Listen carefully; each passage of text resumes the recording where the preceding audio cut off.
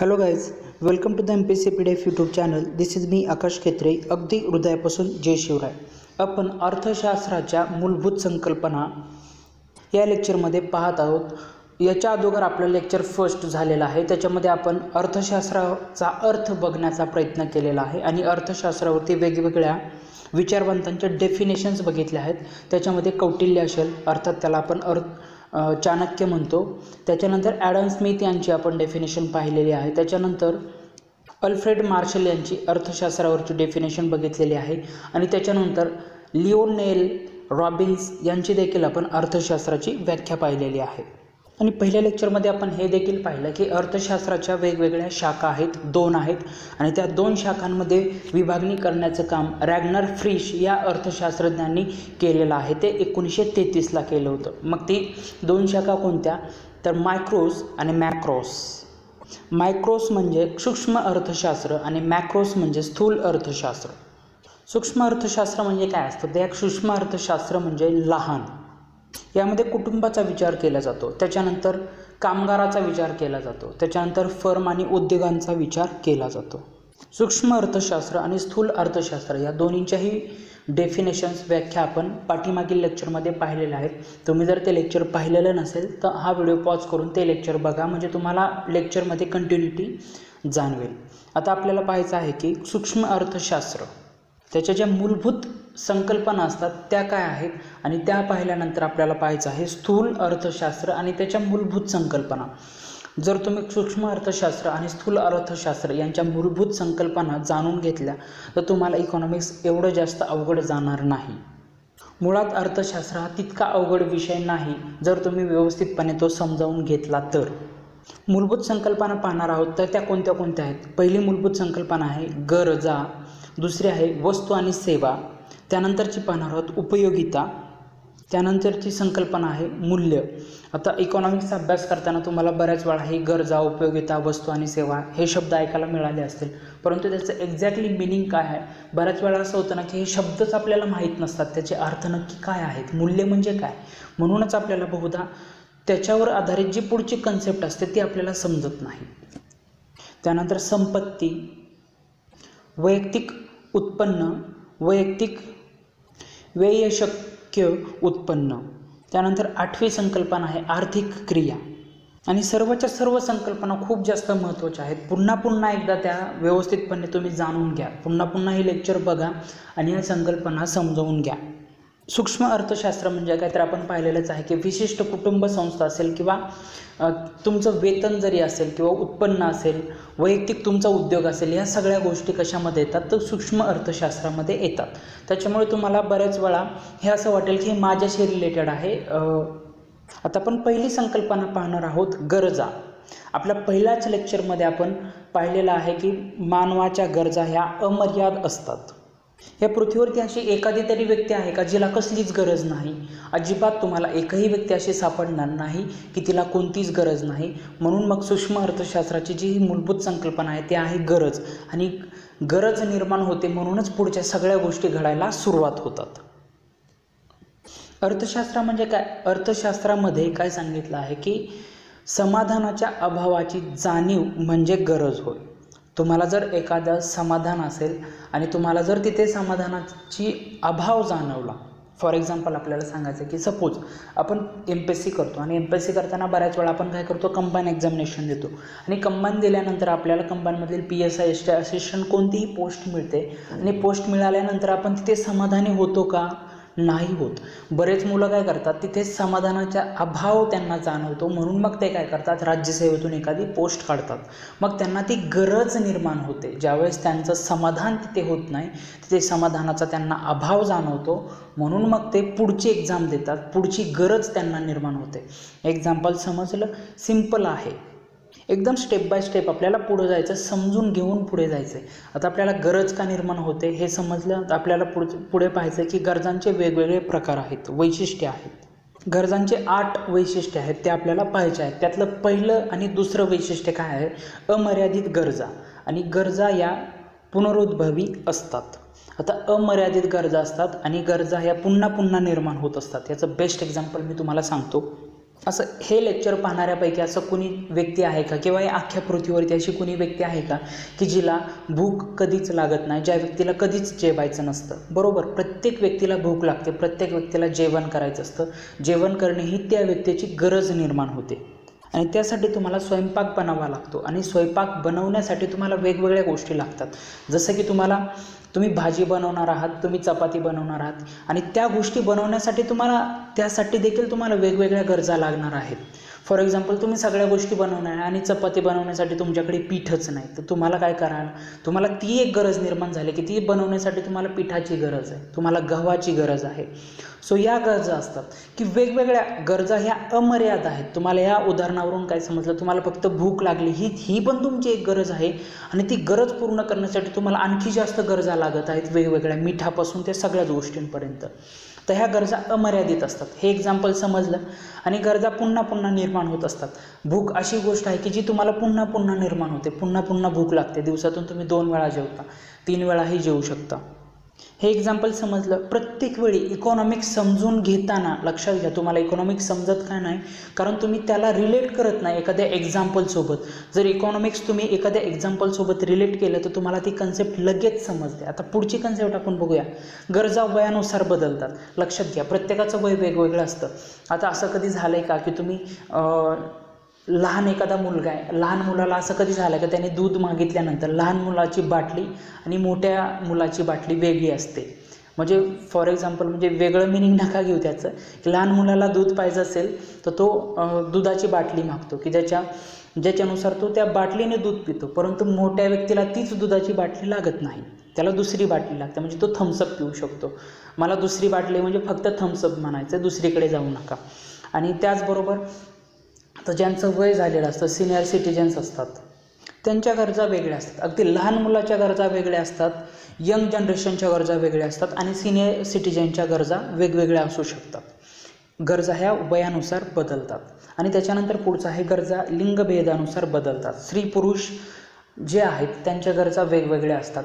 आता एखादं कॉस्मॅटिकचं दुकान आहे, कॉस्मॅटिकचं शॉप आहे, त्या शॉपमध्ये जर एखादा मुलगा जाऊन म्हटला की मला लिप लायनर दे, आय लायनर दे, लिपस्टिक दे, तर समोरचा जो शॉपकीपर आहे तो सुद्धा त्याच्याकडे वेगळ्या नजरेने बघेल की नक्की काय. मग ह्या ज्या सगळ्या गरजा आहेत त्या पुरुषाच्या नाहीत, त्या गरजा कुणाच्या आहेत? स्त्रियाच्या आहेत. म्हणजे लिंगभेदानुसार गरजा वेगवेगळ्या असतात. पुढची कन्सेप्ट आहे की गरजा पसंतीक्रमानुसार बदलतात. ऑब्वियसली प्रत्येकाच्या आवडी निवडी वेगवेगळ्या असू शकतात. एखाद्याला रोल्स रॉयस कार आवडू शकते, एखाद्याला BMW आवडते, एखाद्याला फॉर्च्युनर आवडते, एखाद्याला एकदम साधी एखादी अल्टो आवडते, किंवा काहींना बसनी प्रवास करायला आवडू शकतो, किंवा ऑटोनीच प्रवास करायला आवडू शकतो. प्रत्येकाच्या आवडी निवडी वेगळ्या असतात. प्रत्येकाचा पसंतीक्रम वेगवेगळा असतो. त्यानंतर एक लक्षात घ्या, गरजा हवामानानुसार बदलू शकतात का? हो, बरोबर, गरजा हवामानानुसार बदलतात. मला एक सांगा, आपल्याला जर थंडी म्हणजे उन्हाळ्यात जर तुम्ही कधी जर्किंग किंवा स्वेट घालून फिरलायत का? उन्हाळ्यात तुम्ही जर जर्किंग आणि स्वेट घालून फिरले तर मला असं वाटतं की तुम्हाला उष्माघात होऊन तुम्ही मरून जाल. कारण जर्किंग किंवा स्वेट आपण कधी घालतो? पावसाळ्यात घालतो. उन्हाळ्यात आपण काय करतो? सनकोट घालतो. सो ऑब्वियसली गरजा या हवामानानुसार देखील बदलत असतात. आणि पुढे काय, गरजा संस्कृतीनुसार बदलतात. याचं बेस्ट एक्झाम्पल आपण इथे घेऊ शकतो, हिंदू आणि मुस्लिम. आता हिंदू आणि मुस्लिम म्हणजे कसं की ज्या मुस्लिम स्त्रिया आहेत त्या बुरखा घालतात. ॲक्च्युली बुरखा हा शब्द नाही आहे, तर त्याला हिजाब असं म्हणतात. हिजाब हा मूळ शब्द आहे. तर मुस्लिम स्त्रिया काय करतात? हिजाब घालतात. तसंच हिंदू स्त्रिया काय करतात? साडी घालतात. दोन्हींच्याही संस्कृतीमध्ये फरक आहे, आणि संस्कृतीमध्ये फरक असल्यामुळं त्यांच्या गरजांमध्ये देखील बदल आपल्याला जाणवतो.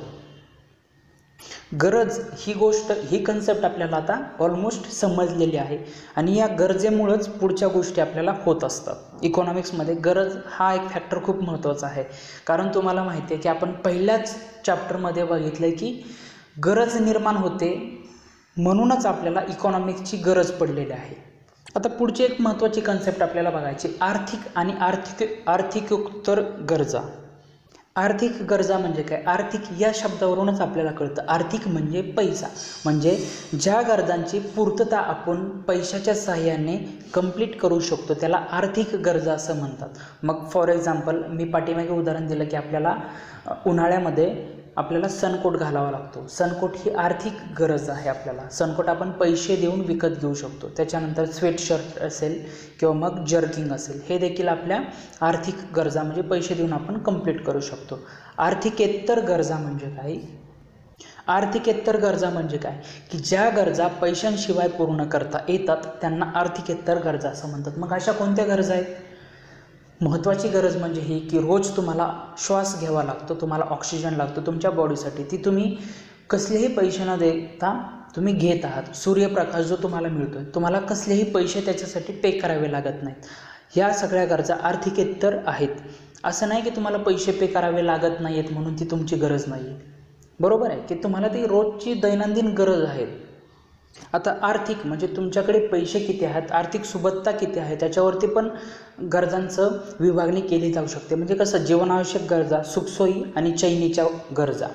आता जीवनावश्यक गरजा म्हणजे तुमच्याकडे जर पैसे खूप कमी असतील तर सगळ्यात पहिली गोष्ट तुम्ही काय करणार, तुमच्या जीवन जगण्यासाठी ज्या गोष्टी तुम्हाला गरजेच्या आहेत, जसं की अन्न, वस्त्र, निवारा, शिक्षण, आरोग्य, याच गोष्टींकडे तुम्ही तुमचा पैसा खर्च करणार। कारण ॲक्च्युली आपल्याकडे पैसेच कमी आहेत म्हणून आपण त्या, आणि थोडे जास्त असतील तर या गोष्टी घेतल्यानंतरही पुढच्या गोष्टी घेतो आपण, जसं की आपण बाईक घेतो, घरामध्ये TV घेतो।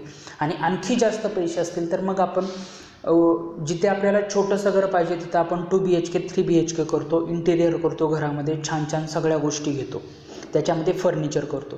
या गोष्टी डिपेंड करतात आर्थिक सुबत्ता किती आहे तुमची, त्याच्यानुसार पण तुमच्या गरजा बदलतात। ओके फाईन, एकदम सिंपल आहे। अशा प्रकारे आपल्याला पुढे शिकत जायचं। आता आपल्याला पुढची कन्सेप्ट बघायची आहे। आता पुढची महत्त्वाची संकल्पना येते ती म्हणजे वस्तू आणि सेवा। इकॉनॉमिक्सचा अभ्यास करताना आपल्याला वस्तू आणि सेवा बऱ्याच वेळा शब्द ऐकायला येतो, आपण तो वाचलेला असतो। वस्तू आणि सेवांचे अंतिम मूल्य वगैरे असे शब्द आपण वाचतो। एखाद्या डेफिनेशनमध्ये वस्तू आणि सेवा 100% शब्द असतात। मग नक्की हे वस्तू आणि सेवा म्हणजे काय, तर व्यवस्थितपणे समजून घ्यायचं आहे। आता वस्तू म्हणजे काय, तर आपण आधी डेफिनेशन बघतो, वस्तूची डेफिनेशन आणि सेवा म्हणजे काय। वस्तू म्हणजे काय, तर ज्या घटकाद्वारे मानवी गरज पूर्ण केली जाते त्यास वस्तू असे म्हणतात। आता मानवी गरजा कशा पद्धतीने असतात, काय असतात, ह्या सगळ्या गोष्टींचं आपण बघितलं। जसं की आपल्याला जेवण करायचं असेल तर आपल्याला कोणत्या कोणत्या वस्तू लागतात आणि त्या वस्तू आपली गरज पूर्ण करत असतात, म्हणजेच त्याला वस्तू असं म्हणायचं। मग आता सेवा म्हणजे काय, सेवा ज्या आहेत त्या देखील मानवी गरजा पूर्ण करत असतात। आता एक गोष्ट अशी आहे की वस्तूला जसं भौतिक अस्तित्व असतं तसं सेवांना कोणतंही भौतिक अस्तित्व नसतं। आता एक आपण एक्झाम्पल घेऊयात। एक शिक्षक आहे आणि शिक्षकाला शिकवण्यासाठी काय लागणार आहे, हातामध्ये त्याला एक खडू लागणार आहे। खडू असेल तरच तो ब्लॅकबोर्डवरती शिकवू शकतो। मग त्याच्या हातातील जो खडू आहे त्याला आपण वस्तू असं म्हणू, आणि तो जो शिकवत आहे, तो जो आपल्याला ज्ञान देत आहे त्याला आपण सेवा असं म्हणू। कोरोनाच्या काळामध्ये जे लोक पॉझिटिव्ह निघत होते आणि पॉझिटिव्ह निघाल्यानंतर त्यांना जे क्वारंटाईन करून ठेवलं जायचं, आणि त्यावेळेस जे तिथले डॉक्टर होते ते डॉक्टर त्यांना जे उपचार करत होते त्याला देखील आपण सेवा असंच म्हणू शकतो। म्हणजे डॉक्टरांनी केलेला उपचार हा देखील सेवेमध्येच येतो, जो भौतिकदृष्ट्या आपल्याला दिसत नाही। आता वस्तू आणि सेवा म्हणजे काय हे तुम्हाला व्यवस्थित समजलं असेल। आता आपल्याला पुढे जायचं आहे, उपयोगिता म्हणजे काय। आता उपयोगिता म्हणजे काय, त्याची डेफिनेशन जर आपण पाहिली तर वस्तू व सेवांमध्ये असणारी मानवी गरज भागवण्याची क्षमता म्हणजे उपयोगिता होय। वस्तू आणि सेवा म्हणजे काय आपण पाहिलं आता, तर त्याच्यामध्ये असणारी मानवी गरज जी आहे ती भागवण्याची त्याच्या वस्तू आणि सेवाची क्षमता नक्की किती आहे त्यालाच आपण उपयोगिता असं म्हणतो। आता एक्झाम्पल घेऊयात आपण। सपोज एक शिक्षक आहे, त्या शिक्षकांना शिकवायचं आहे। आता वस्तू आणि सेवा म्हणजे काय, शिक्षकांच्या हातात असलेला खडू ती झाली वस्तू, आणि सेवा म्हणजे ते शिक्षक आता ज्ञानदान करत आहेत ती गोष्ट। आता एक लक्षात घ्या, त्या शिक्षकांनी शिकवलेलं ते जर इयत्ता पहिलीला शिकवत असतील आणि तुम्ही जर इयत्ता 12वीचे स्टुडंट असाल तर मला एक सांगा, पहिलीला शिक्षक जे आता लेक्चर घेत आहेत त्याची उपयोगिता तुमच्यासाठी कितपत महत्त्वाची आहे, त्यालाच आपण उपयोगिता असं म्हणतो। तुम्ही 12thला आहात आणि ते शिक्षक इयत्ता पहिलीच्या वर्गाला शिकवत आहेत, मग तुमची गरज भागत आहे का, स्पेसिफिक म्हणजे तुमची गरज भागते का त्या लेक्चरमधून, नाही भागू शकत। मग त्याची उपयोगिता काय झाली, आपोआपच कमी झाली ना। आता दुसरं आपण एक्झाम्पल घेतलं होतं की डॉक्टरचं। जसं की सपोज एक डॉक्टर आहेत, एखादा हॉस्पिटल आहे आणि हॉस्पिटल आहे परंतु तिथे कोरोनाचे पेशंट अलाउच केलेले नाही आहेत. सो मला एक सांगा, तुम्हाला जरी म्हणजे होऊ तर नाही, परंतु तुम्हाला जरी कोरोना झालेला असेल, तुम्ही पॉझिटिव्ह असाल, तर जर त्या हॉस्पिटलमध्ये तुम्हाला तिथे उपचारच मिळणार नाहीत, तर ती सेवा किंवा तिथल्या ज्या वस्तू आहेत त्या तुमच्यासाठी तुमची गरज पूर्ण करतात का? नाही करू शकत. मग तिथे उपयोगिता तुमची कमी असते त्या हॉस्पिटलच्या बाबतीत. यालाच आपण एकंदरीत उपयोगिता असं म्हणतो. आय होप सो की तुम्हाला आता हे समजलं असेल. आता आपल्याला बघायचं पुढचं, आणि पुढच्या याच्यामध्ये आपल्याला काय पाहायचं की ते आहे म्हणजे मूल्य म्हणजे काय. आता मूल्य कशाला म्हणायचं? आता मूल्याच्या बाबतीत आपल्याला पाहायला गेलं तर अर्थशास्त्रामध्ये मूल्य दोन प्रकारचे सांगितलेले आहेत. एक आहे उपयोगिता मूल्य आणि दुसरं आहे विनिमय मूल्य. आता हे आपण वन बाय वन पाहणार आहोत. आता आपण पाहूयात की उपयोगिता मूल्य म्हणजे नक्की काय. एक लक्षात घ्या, आपल्या सर्वांना सूर्यप्रकाशाची आवश्यकता असते का? हो, बरोबर. आपण सर्वजण सूर्यप्रकाशाची आवश्यकता असते आणि आपण त्याचा यूज करतो. म्हणजेच काय, तर सूर्यप्रकाश आपल्याला उपयुक्त असतो. मग आता आपण डेफिनेशन बघूयात. एखाद्या वस्तूची उपयुक्तता म्हणजे त्या वस्तूचे उपयोगिता मूल्य होय. म्हणजे सूर्यप्रकाश आपल्याला उपयुक्त आहे दैनंदिन जीवनासाठी, म्हणूनच त्याला काय म्हणायचं, मग उपयोगिता मूल्य आहे त्या सूर्यप्रकाशाला. आणि सूर्यप्रकाश मिळाला म्हणून आपल्याला कुणालाच सूर्यप्रकाश मिळाला याच्या बदल्यात आपल्याला त्याला पैसे मोजावे लागत नाहीत, त्यासाठी कोणतीही किंमत आपल्याला द्यावी लागत नाही. परंतु ती सूर्यप्रकाश जे आहे तो सर्वांसाठी आवश्यक आहे. आता याचं आणखी उदाहरण आपण कोणतं देऊ शकतो? हवा. हवा आपल्याला मुबलक प्रमाणामध्ये उपलब्ध आहे, त्याची आपण किंमत मोजत नाही आणि ती सर्वांसाठी आवश्यक आहे. आणि दुसरी गोष्ट काय आहे? नदीचं पाणी. आता आपण पाहूयात विनिमय मूल्य म्हणजे काय. तुम्ही खूप आजारी पडलेले आहात, जसं की आता कोरोनाचे जे पेशंट आहेत त्यांना सिलेंडर लागतं, ऑक्सिजन सिलेंडर. तर मला एक सांगा, ते जे ऑक्सिजन सिलेंडर आहे ते फ्री ऑफ कॉस्ट मिळतं का हो त्या हॉस्पिटलमध्ये? नाही मिळत. आणि दैनंदिन जीवनामध्ये हवा जी नॅचरल आहे तुम्ही कितीही मिळवता त्याच्यासाठी तुम्हाला एक पैसाही द्यावा लागत नाही. परंतु तीच हवा जर तुम्हाला ऑक्सिजन सिलेंडरमध्ये टाकली आणि तुम्हाला जर मिळाली तर त्याचे तुम्हाला पैसे पे करावे लागतात. आणि पहिलं एक उदाहरण घेतलं तर आपण सूर्यप्रकाशाचं. सूर्यप्रकाश जोपर्यंत दिवस असतो तोपर्यंत आपण तो फ्री वापरतो, परंतु संध्याकाळ झाल्यानंतर तुम्हाला तुमच्या घरात जर काहीतरी पाहायचं असेल तर तुम्ही काय करता? तुमच्या घरातील बल्ब ऑन करता. तुमच्या घरातील जे LED पॅनल्स आहेत ते तुम्ही ऑन करता आणि लाईट प्रकाश येतो. ती जी लाईट आहे, तो जो प्रकाश आहे, त्यासाठी तुम्हाला पैसे पे करावे लागतात. आता आपण डेफिनेशन बघूयात. विनिमय मूल्य म्हणजे काय, तर एखाद्या वस्तूचे दुसऱ्या वस्तूच्या किंवा सेवेच्या रूपात व्यक्त केलेले मूल्य होय. एखाद्या वस्तूचे म्हणजेच गॅस सिलेंडरचे हेच एक्झाम्पल घेतलं ना आपण, त्याचं जे मूल्य आहे वस्तू आणि सेवेच्या स्वरूपात व्यक्त केलेलं, त्यालाच आपण विनिमय मूल्य असं म्हणतो. मग तुम्हाला प्रत्येक महिन्याला लाईट बिल जे येतं ते देखील एक विनिमय मूल्यच आहे. आणि हे जे मूल्य आहे ते स्पेसिफिक व्यक्त करण्यासाठी आपण कशाचा उपयोग करतो, तर पैशांचा उपयोग करतो. पैशाच्या स्वरूपात आपण त्याला सांगतो. आणि जर ते मूल्य आपण पैशाच्या स्वरूपात सांगितलं तर त्याला आपण म्हणतो, ती असते वस्तूची किंमत. आणि ज्याही कोणत्या वस्तू असतील त्यांच्यासाठी जर आपल्याला किंमत मोजावी लागली ती वस्तू आपल्याला घेण्यासाठी, तर त्या सगळ्याच वस्तूंना आर्थिक वस्तू असं म्हणतात. आता तुम्हाला समजलं विनिमय मूल्य म्हणजे काय. मग दैनंदिन जीवनात आपण किंमत मोजून कितीतरी वस्तू विकत घेतलेल्या आहेत, त्या आर्थिक वस्तू आहेत. मग तुमच्या हातातला जो सेलफोन आहे, मला सांगा, तो तुम्ही फुकट मिळवलेला आहे का? नाही. त्याच्यासाठी तुम्ही काहीतरी किंमत दिलेली आहे. म्हणजेच काय, तर त्याच्या वस्तूसाठी म्हणजे त्या मोबाईलसाठी काहीतरी पैसे मागितलेले आहेत. आणि ते जे मागितलेले पैसे आहेत त्यालाच आपण किंमत असं म्हणतो. आणि तुम्ही ती किंमत पे करतात, तुम्ही ती किंमत मोजतात, म्हणून तुमच्या हातातला जो मोबाईल आहे त्याला आपण आर्थिक वस्तू असं म्हणतो.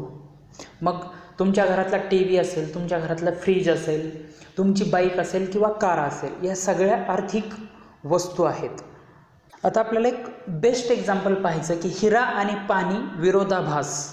आता यात काय असतं माहिती आहे का, की आपण पाहूयात, काही वस्तू ज्या असतात त्यांचं उपयोगिता मूल्य जास्त असतं तर विनिमय मूल्य कमी असते, आणि काही वस्तू याच्या अगदी विरोधात असतात. त्या म्हणजे काय, काही वस्तूंचे उपयोगिता मूल्य कमी असते परंतु त्या वस्तू दुर्मिळ असतात म्हणून त्यांचं विनिमय मूल्य जास्त असते.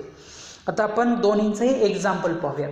आता पहिली ती वस्तू बघूयात जिचं उपयोगिता मूल्य जास्त असतं आणि विनिमय मूल्य कमी असतं. तर उपयोगिता मूल्य जास्त असतं म्हणजे काय, आपल्याला तर माहिती आहे, सुरुवातीला आपण प्रकाशाचं उदाहरण घेतलं होतं, सूर्यप्रकाश. त्याच्यानंतर आपण हवेचं उदाहरण घेतलं होतं. त्याच्यानंतर आपण पाण्याचं उदाहरण घेतलं आहे. तर हे जे 3 उदाहरणं आहेत यांचं उपयोगिता मूल्य जास्त आहे, म्हणजे त्यांचा उपयोग आपल्याला दैनंदिन जीवनामध्ये खूप जास्त प्रमाणावरती आहे.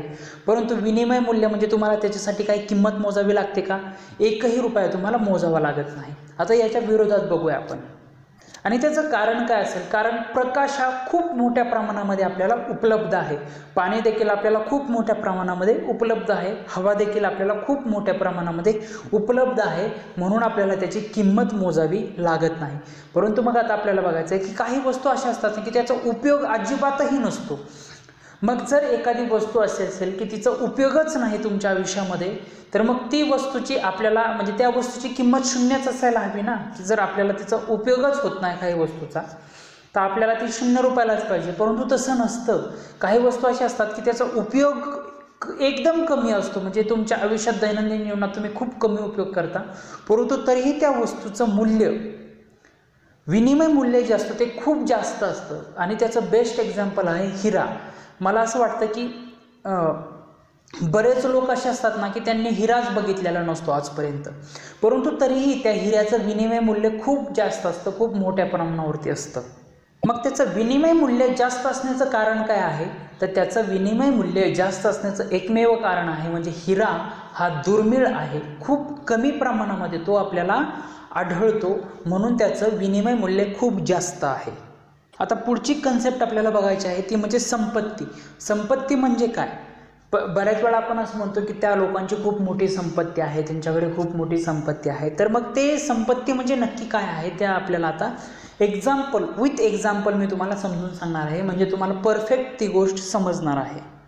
आता संपत्ती म्हणजे काय, तर ज्या वस्तूला बाजार मूल्य असते व त्याच वस्तूची देवाणघेवाण करता येते अशा वस्तूंना संपत्ती असे म्हणतात. मग आता फॉर एक्झाम्पल घ्या, सूर्यप्रकाश जो आहे ती संपत्ती आहे का, नाही. कारण का, तर सूर्यप्रकाशाला बाजार मूल्य आहे का, बाजार म्हणजे आपण जो बाजार म्हणतो, तर फॉर एक्झाम्पल तुम्ही जोही कुठे जाता, सपोज तुम्हाला पालेभाज्या आणायचं असेल तर तुम्ही कुठे जाता, बाजारात जाता ना. तर ते पालेभाज्या तुम्ही जिथे आणता तिथे मूल्य ठरवलं जातं, प्रत्येक वस्तूचं एक मूल्य असतं. तर मग तसंच अशा बाजारामध्ये सूर्यप्रकाशाचं मूल्य आहे का, नाही. म्हणून मग त्याला आपल्याला संपत्ती म्हणता येणार नाही. तसंच हवेला देखील कसलंही मूल्य नाही. आता ही जी संपत्ती आहे, मग संपत्ती नक्की कशाला म्हणायचं, तर ह्या संपत्ती एखाद्या घटकाला कधी म्हणायचं आणि कधी नाही म्हणायचं त्याच्यासाठी काही वैशिष्ट्य आहेत. पहिलं वैशिष्ट्य म्हणजे उपयोगिता, दुसरं वैशिष्ट्य म्हणजे दुर्मिळता. उपयोगिता आपण पण पाहिला आहे, आणि दुर्मिळता म्हणजे आपण हिरा बघितला, हिऱ्याचं एक्झाम्पल घ्या इथे, ओके. आणि त्याच्यानंतर येतं विनिमयता आणि मनुष्यबाह्यता. आता उपयोगिता आपल्याला माहीत आहे, दुर्मिळता पण माहीत आहे, आणि विनिमयता म्हणजे काय आपण पाहूयात, की एखादी जर वस्तू असेल तर ती एका व्यक्तीकडून दुसऱ्या व्यक्तीकडे आपल्याला देता आली पाहिजे, हस्तांतरित करता आली पाहिजे, आणि एका ठिकाणाहून दुसऱ्या ठिकाणी ती हस्तांतरित करता आली पाहिजे. आता आपण पाहूयात की मनुष्यबाह्यता म्हणजे काय. आता मनुष्यबाह्यता म्हणजे काय, की सपोज तुमचे डोळे खूप सुंदर आहेत, आपल्याला ना दरवेळी असं म्हटलं जातं की शरीर ही तुमची संपत्ती आहे.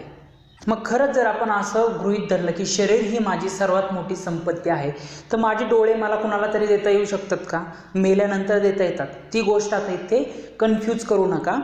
जे आपण ऑर्गन डोनेट ज्याला म्हणतो त्या गोष्टीला इथे आणू नका. आता फक्त एक एक्झाम्पल, तुम्ही पूर्ण जिवंत आहात तर तुम्हाला तुमचे डोळे कोणाला देता येऊ शकतात का, तुम्हाला कोणाला हस्तांतरित करता येऊ शकतात का, नाही.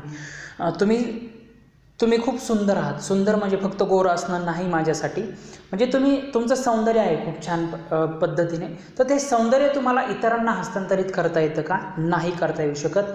याच सगळ्या गोष्टींना आपण मनुष्यबाह्यता असं म्हणतो, की मनुष्याचं शरीर सोडून ज्या इतर गोष्टी असतात त्यांचंच हस्तांतरित करता येतं, त्यालाच आपण संपत्ती असं म्हणतो. मग एक लक्षात घ्या, अर्थशास्त्रीय दृष्ट्या तुम्ही जोपर्यंत जिवंत आहात तोपर्यंत तुमचं शरीर ही तुमची संपत्ती नाही. मग त्यामध्ये आपलं सौंदर्य असेल, आपला आवाज असेल, या गोष्टी ज्या आहेत त्या एका व्यक्तीकडून आपल्याला दुसऱ्या व्यक्तीकडे हस्तांतरित करता येत नाहीत. तर संपत्तीचं आपण एक एक्झाम्पल घेऊयात. सपोज तुम्ही जिल्ह्याच्या ठिकाणी तुमचं अगदी बस स्टँडच्या शेजारी एखादा मोठा शॉप आहे 1-2 गुंठ्यांमध्ये. मग पहिली गोष्ट काय आहे, तो जो शॉप आहे तुमचा अगदी जिल्ह्याच्या ठिकाणी जी बस स्टँड आहे त्याच्या अगदी शेजारी, तर त्याची उपयोगिता अर्थातच खूप जास्त वाढलेली असणार आहे. दुर्मिळता, कारण तो जिल्ह्याच्या ठिकाणी आहे आणि तोही बस स्टँडच्या शेजारी आहे, जिथे क्राऊडेड गर्दी खूप मोठ्या प्रमाणामध्ये असते आणि सहसा अगदी मेन पॉईंटला जागा अवेलेबल नसतात, शॉप अवेलेबल नसतात, म्हणून तो शॉप तुम्हाला दुर्मिळ असतो तुमच्यासाठी. आणि विनिमयता म्हणजे ते शॉप जे आहे ते आज तुमच्या नावावरती, तुम्हाला तो उद्या विकता येऊ शकतो, तो दुसऱ्याच्या नावावरती तुम्हाला करता येऊ शकतो. मग ती आहे, तो जो शॉप आहे तो शॉप आहे तुमची खरी संपत्ती. समजलं? आता एकदम सिंपल साधं उदाहरण देऊन मी तुम्हाला ते सांगितलेलं आहे. आता आपल्याला एक नेक्स्ट पॉईंट बघायचा आहे, तो आहे वैयक्तिक उत्पन्न. आता वैयक्तिक उत्पन्न म्हणजे काय, त्याची डेफिनेशन जर बघायचा आपण प्रयत्न केला तर व्यक्तीला त्याच्या सर्व स्रोतांकडून मिळणारे मोबदले म्हणजे त्याचे वैयक्तिक उत्पन्न होय. फॉर एक्झाम्पल, तुम्ही आहात, तुम्हाला एक छोटं म्हणजे तुम्हाला 1-2 एकर शेती पण आहे, तुम्ही प्रायव्हेट तुमच्या म्हणजे तिथे जॉब पण करत आहात, तुमचं छोटंसं असं एक कुटुंब आहे, तुमचं लग्न पण झालेलं आहे आणि तुमचं जी पार्टनर आहे ते पार्टनर पण कुठेतरी जॉबला आहे. म्हणजे तुम्हाला आता तुमच्या फॅमिलीमध्ये इन्कम सोर्स कुठून आहे, तुम्हाला शेतीमधून पण पैसे मिळतात, तुम्हाला स्वतः एक जॉब आहे आणि तुमचा पार्टनर आहे त्याला पण एक जॉब आहे. म्हणजे 3 ठिकाणाहून तुम्हाला पैसे येत आहेत, उत्पन्न येत आहे. आता इथे परत पैशाला तुम्ही उत्पन्नामध्ये कन्फ्यूज करू नका, फक्त पैसे हेच उत्पन्न नसतं. आता बऱ्याच वेळा शेतकऱ्याच्या जर आपण सर्व शेतकरी तर आहोतच आणि बऱ्याच वेळा काय होतं की शेतकरी काय म्हणतो, आज या वर्षी माझ्या शेतामध्ये मला खूप जास्त उत्पन्न मिळालं. खूप जास्त उत्पन्न मिळालं म्हणजे त्याला काय शेतामधून त्यांनी पैसे काढलेत का? नाही, त्यांनी जे पिकवलं होतं ते त्याला मिळालं, म्हणजे ते सुद्धा त्याच्यासाठी उत्पन्न आहे. हे वैयक्तिक उत्पन्नाचं बेस्ट एक्झाम्पल असू शकतं. आता समजलं तुम्हाला वैयक्तिक उत्पन्न म्हणजे काय? आता आपल्याला पुढचा पॉईंट बघायचा आहे, तो म्हणजे आता पुढची संकल्पना आहे वैयक्तिक व्यय शक्य उत्पन्न. याआधी आपण काय पाहिलं, वैयक्तिक उत्पन्न. आता आपल्याला पाहायचं आहे वैयक्तिक व्यय शक्य उत्पन्न. तर वैयक्तिक उत्पन्नामध्ये काय पाहिलं होतं की एखादी जर व्यक्ती आहे तर त्या व्यक्तीला जेवढं पॉसिबल होईल, आपण एका फॅमिलीचं उदाहरण घेतलं होतं की त्यांच्या घरामध्ये जॉबला आहेत, तर त्यांच्याकडे जिकडून शेतामधून त्यांच्या जॉबमधून येणारं जे उत्पन्न आहे त्याला आपण काय म्हणू शकतो, वैयक्तिक उत्पन्न. आता वैयक्तिक व्यय शक्य उत्पन्न म्हणजे काय, सपोज त्या फॅमिलीला 10 रुपये उत्पन्न मिळतं. 10 रुपये उत्पन्न मिळाल्यानंतर त्या 10 रुपयावरती जे गव्हर्नमेंट आहे त्याचे वेगवेगळे टॅक्सेस लागतात. तर त्याच्यामध्ये आपण प्रत्यक्ष कर असं म्हणतो, वैयक्तिक संपत्ती कर हा देखील तो कर असतो. सपोज प्रत्यक्ष कर 10 रुपयामधून एक एक्झाम्पल घ्या, 1 रुपया त्यांना प्रत्यक्ष कर गेला आणि त्याच्यानंतर वैयक्तिक संपत्ती कर 1 रुपया गेला. म्हणजे टोटल त्यांच्या कर भरण्यामध्ये 10 रुपयातले किती रुपये गेले, त्यांचे 2 रुपये गेले. आता खाली शिल्लक किती राहिले, त्यांच्याकडे 8 रुपये राहिले. म्हणजेच काय, तर हे सगळे कर भरल्यानंतर जे खाली शिल्लक उरतं त्याला आपण वैयक्तिक व्यय शक्य उत्पन्न असं म्हणतो. येथे लक्षात अर्थशास्त्र किचकट असण्याचे कारण हे आहे की एकच डेफिनेशन, परंतु त्या डेफिनेशनला आणखी डेप्थमध्ये नेता येऊ शकतं. म्हणजे फक्त एक वेगळा शब्द टाकला वैयक्तिक उत्पन्नाच्या मध्ये, जर व्यय शक्य हा शब्द टाकला की ती डेफिनेशन पूर्णतः चेंज होते. म्हणून मग हे आपल्याला थोडंसं कॉम्प्लिकेटेड वाटतं. आता म्हणजे हे कॉम्प्लिकेटेड नाही आहे, फक्त आपल्याला वाटतं. उदाहरणासहित जर आपण समजावून घेतलं तर आपल्याला व्यवस्थितपणे समजतं. आता आपल्याला उत्पन्नाचे ही नॉर्मल स्टेज आहे. आणखी थोड्याशा वरच्या स्टेजवरती मी तुम्हाला आता घेऊन जातो. वेगवेगळ्या डेफिनेशन आहेत, फक्त डेफिनेशन आहेत आणि कसलंही टेन्शन घ्यायचं नाही, व्यवस्थितपणे मी तुम्हाला ते समजावून सांगतो. आता उत्पन्नाचे वेगवेगळे प्रकार आहेत. त्याच्यामध्ये स्थिर उत्पन्न येतं, अस्थिर उत्पन्न, पैशातील उत्पन्न, वास्तव उत्पन्न, करारात्मक उत्पन्न, उर्वरित किंवा शेष उत्पन्न, अर्जित उत्पन्न आणि अनर्जित उत्पन्न. आता या सगळ्या डेफिनेशन आपण वन बाय वन बघणार आहोत. आता आपण जी मगाची फॅमिली घेतली होती तीच फॅमिली घेऊया. त्या फॅमिलीमध्ये जे स्थिर उत्पन्नाच्या बाबतीत बघूयात आपण. आता त्या फॅमिलीमध्ये जे दोघांना जॉब आहेत, ते जे पॅरेंट्स आहेत त्यांना जो जॉब आहे, तर सपोज त्यांना जे स्थिर उत्पन्न कसं असणार आहे की जॉबमध्ये त्यांना एक स्पेसिफिक पेमेंट मिळत असणार आहे, 5,000 10,000. सपोज दोघांनाही 5-5 हजार पेमेंट मिळतं. ते त्यांचं काय झालं, स्थिर उत्पन्न. म्हणजे या महिन्यात त्यांना 5,000 पेमेंट मिळलं तर पुढच्या महिन्यात लगेच 6,000 नाही होणार त्यांना, त्याच्या पुढच्या महिन्यात 7,000 असं नाही होत. टप्प्याटप्प्यानेच पेमेंट वाढतं. वाढलं तरी खूप जास्त वाढत नाही, परंतु ते स्थिर असतं, म्हणून त्याला आपण स्थिर उत्पन्न म्हणायचं. जसं की मग ते वेतन आलं आणि त्याच्यानंतर भाडे. सपोज बऱ्याच वेळा आपण काय करतो, आपण बऱ्याच ठिकाणी भाड्याने राहिलेलो आहोत ना, रेंटने. तर मग रेंटने राहिल्यानंतर आता आपण ज्याच्या इथे रेंटने राहतो तो व्यक्ती आपल्याला तर येऊन लगेच म्हणत नाही ना, या महिन्यात तुम्ही 3,000 द्या आणि पुढच्या महिन्यात 4,000 द्या, त्याच्या पुढच्या महिन्यात 5,000 द्या. रेंट फिक्स असतं, अगदी 1-2 वर्ष फिक्सच राहतं ते. त्याच्यामुळे मग ते त्याला आपण स्थिर उत्पन्न असं म्हणू शकतो. अस्थिर उत्पन्न म्हणजे काय की अप्स अँड डाऊन्स असतात, कधी काय होईल सांगता येत नाही. फॉर एक्झाम्पल तुम्ही एखादा बिझनेस टाकला आहे आणि बिझनेसमध्ये तुम्हाला या महिन्यात 1,00,000 रुपये तुम्हाला नफा मिळू शकतो, पुढच्या महिन्यात तुम्हाला 50,000 रुपये मिळू शकतो आणि त्याच्या पुढच्या महिन्यात तुम्ही लॉसमध्ये पण जाऊ शकतात. याला म्हणायचं अस्थिर उत्पन्न. आणि पैशातील उत्पन्न म्हणजे काय, आता आपलं तेच कुटुंब पुन्हा एकदा घ्या. त्या कुटुंबाला जॉब आहे, त्या कुटुंबाला वेतन मिळतं. वेतन कशाच्या रूपात मिळतं हो त्यांना वेतन मिळतं पैशाच्या रूपात. आता हे पैसे काय आहेत, आता पूर्ण जगाचा विचार केला तर प्रत्येकाचे पैसे एकच आहेत का, नाही. अमेरिकेचे पैसे डॉलरमध्ये येतात, भारताचे पैसे रुपयात येतात. तर मग प्रत्येक देशाच्या चलनाच्या रूपात प्राप्त झालेला जो पैसा असतो त्याला आपण काय म्हणायचं, पैशातील उत्पन्न असं म्हणायचं, त्यालाच प्राप्ती असं म्हणायचं. मग तुम्हाला जॉब जर अमेरिकेत लागलेला असेल तर तुम्हाला रुपयात नाही मिळणार, तुम्हाला डॉलरमध्येच पैसे मिळणार. भारतात लागलेला असेल तर तुम्हाला रुपयांमध्येच मिळणार. ते जे पैसे आहेत ते पैशातील उत्पन्न. आणि त्याला इकॉनॉमिक्समध्ये एक शब्द आहे, त्याला म्हणायचं मौद्रिक उत्पन्न. हा शब्द देखील तुम्ही लक्षात ठेवा. आता आपल्याला पाहायचं आहे वास्तव उत्पन्न. तर वास्तव उत्पन्न म्हणजे काय, तर प्रत्यक्ष खर्च करण्यायोग्य उत्पन्न होय, पैशाच्या मोबदल्यात वस्तू खरेदी करणे. करारात्मक उत्पन्न म्हणजे काय की बऱ्याच वेळा काय होतं की आपण ॲग्रीमेंट करतो, वेगवेगळ्या ठिकाणी आपल्या ॲग्रीमेंट्स असतात. म्हणजे ते ॲग्रीमेंट असे असतात की आम्ही 6 महिन्यांसाठी तुझ्या इथे काम करू आणि काम केल्यानंतर त्या कामाच्या मोबदल्यात तू आम्हाला पैसे देणार आहेस, त्याला आपण म्हणायचं करारात्मक उत्पन्न. मग त्याच्यामध्ये खंड येतो आणि मजुरी देखील येते. आता सपोज तुमच्याकडे जर वेगवेगळे शॉप्स असतील आणि तुम्हाला जर ते शॉप रेंटने द्यायचं असेल, सपोज एखादी नॅशनलाइज बँक तुमच्याकडे आली आणि ती जर तुम्हाला म्हटली की तुमची शॉप आम्हाला लागतात, आम्हाला तिथे बँक टाकायची, तर ती बँक तुमच्यासोबत करार करते. 2 वर्षांचा करते, 5 वर्षांचा करते, 1 वर्षांचा, म्हणजे 11 महिन्यांचा करार असतो, 11-22 असे ते करार असतात. सो मग तो जो करार असतो ना, तर त्याच्यामध्ये काही अटी टाकलेल्या असतात, काही शर्त असतात. ओके. सो ॲक्च्युली करार तशा पद्धतीने असतात. म्हणजे तुम्हाला त्यातल्या डिटेल्समध्ये सांगायचं की करारात्मक उत्पन्न म्हणजे तशा पद्धतीने उत्पन्न असतं की त्याच्यामध्ये पण काहीतरी अटी आणि शर्ती असतात आणि त्या मोबदल्यातच त्याप्रमाणेच तुम्हाला ती मजुरी मिळत असते. त्याला म्हणायचं करारात्मक उत्पन्न. आता शेष किंवा उर्वरित उत्पन्न म्हणजे काय, सपोज तुमच्याकडे एखादी फॅक्टरी आहे, तुमच्याकडे जी एखादी फॅक्टरी आहे, सपोज आपण ॲज्युम करू की तुमच्याकडे ब्रेडची फॅक्टरी आहे, त्याच्यामध्ये तुम्ही काय करत आहात की केक तुम्ही सेल करता. आता जर जो केक आहे तो तुम्ही विकला, सपोज 10 रुपयाला केक विकला आणि तो केक बनवण्यासाठी जर तुम्हाला 8 रुपये खर्च येत असेल तर वरचे आणि केक तुम्ही विकला कितीला, तर 10 रुपयाला, म्हणजे वरचे 2 रुपये काय झाले तुमचे, नफा झाला.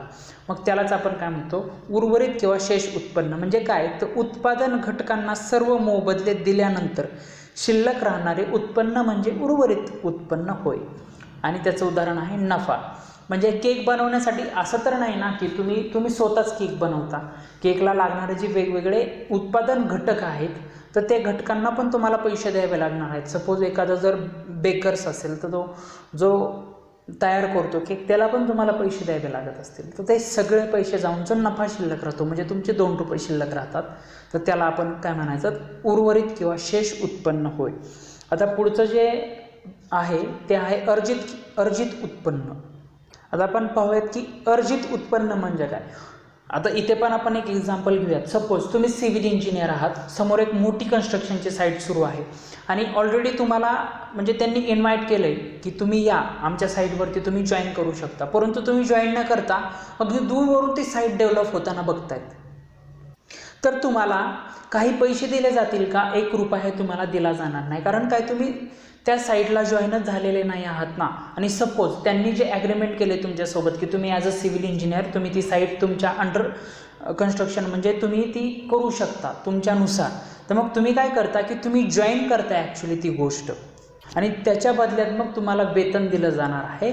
मग अर्जित उत्पन्न म्हणजे काय, उत्पादन प्रक्रियेत सहभागी झाल्यानंतर मिळणारा उत्पन्नास आपण अर्जित उत्पन्न असं म्हणतो. मग त्याच्यामध्ये खंड येऊ शकतो, वेतन, व्याज, नफा इत्यादी सगळ्या गोष्टी. आणि अगदी अर्जितच्या विरुद्ध आहे अनर्जित उत्पन्न. कोणत्याच उत्पादन प्रक्रियेमध्ये सहभागी न होताही मिळवलेलं जे उत्पन्न असतं त्याला आपण अनर्जित उत्पन्न असं म्हणतो. त्याचं बेस्ट एक्झाम्पल काय येतं, लॉटरी. अनपेक्षितपणे मिळालेला जो लाभ असतो त्याला देखील आपण अनर्जित उत्पन्न असं म्हणतो. आणि पुढची जी संकल्पना आहे ती आर्थिक क्रिया. आता आर्थिक क्रिया म्हणजे काय ते आपल्याला पाहायचं आहे. आता उत्पन्न हे तुम्हाला व्यवस्थितपणे समजलं असेल. उत्पन्नाचा कोणताच सब पॉईंटसुद्धा आता आपल्याकडून सुटलेला नाही आहे. सगळ्या गोष्टी तुम्हाला अगदी डिटेल्समध्ये समजावून सांगितलेल्या आहेत. आणि आपला आता एक पॉईंट राहिलेला आहे तो म्हणजे आर्थिक क्रिया. सूक्ष्म अर्थशास्त्राच्या मूलभूत संकल्पनेतील ही शेवटची संकल्पना म्हणजे आर्थिक क्रिया. आता आर्थिक क्रिया म्हणजे आपल्याला काय ते पाहायचं आहे.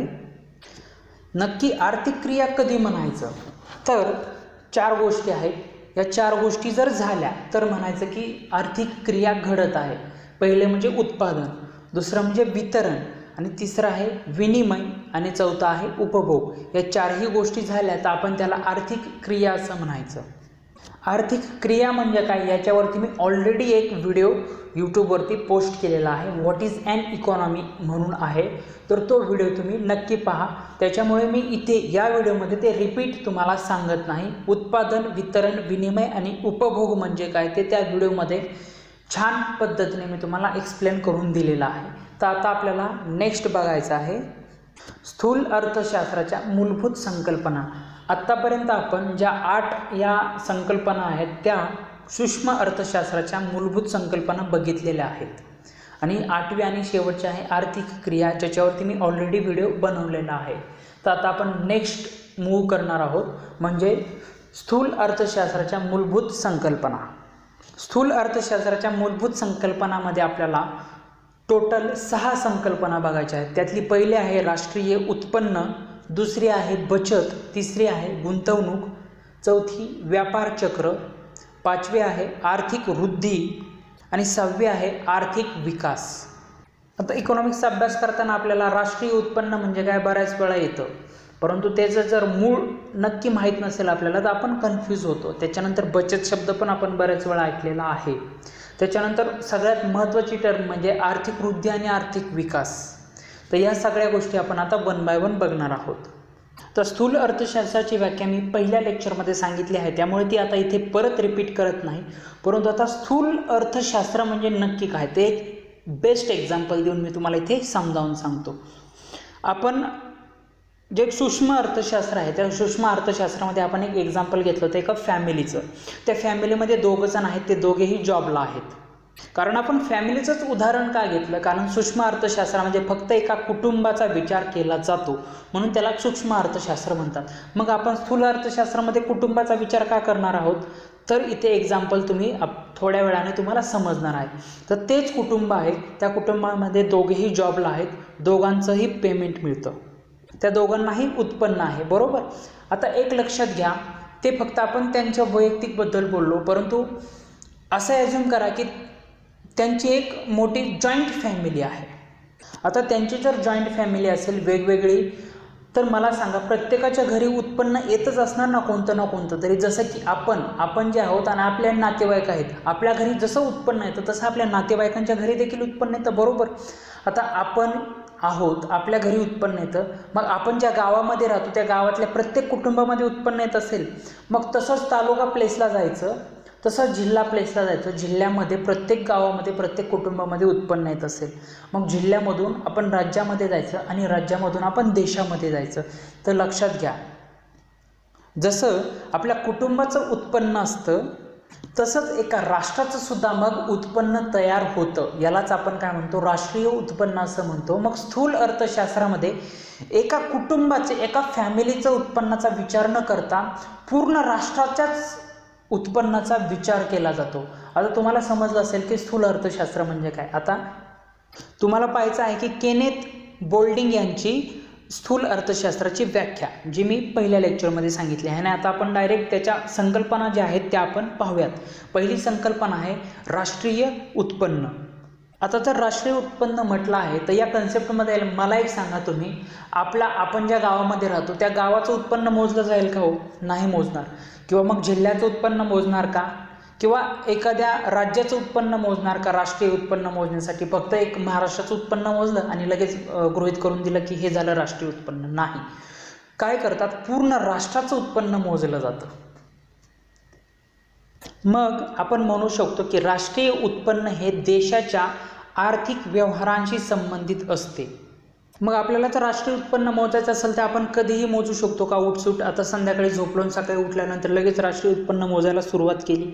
तसं नसतं. आपल्याला काय करावं लागणार आहे की एक स्पेसिफिक टाईम ठेवावं लागणार आहे. त्याच टायमिंगमधलं आपल्याला उत्पन्न मोजावं लागणार आहे देशातलं. तर एक्झॅक्टली मग एका आर्थिक वर्षात अर्थव्यवस्थेमध्ये उत्पादित झालेल्या अंतिम वस्तू व सेवांची, आता वस्तू आणि सेवा म्हणजे काय हे तुम्हाला क्लिअर झालेलं आहे. मग अंतिम वस्तू व सेवांची बाजारभावानुसार केलेली गणना म्हणजे राष्ट्रीय उत्पन्न होय.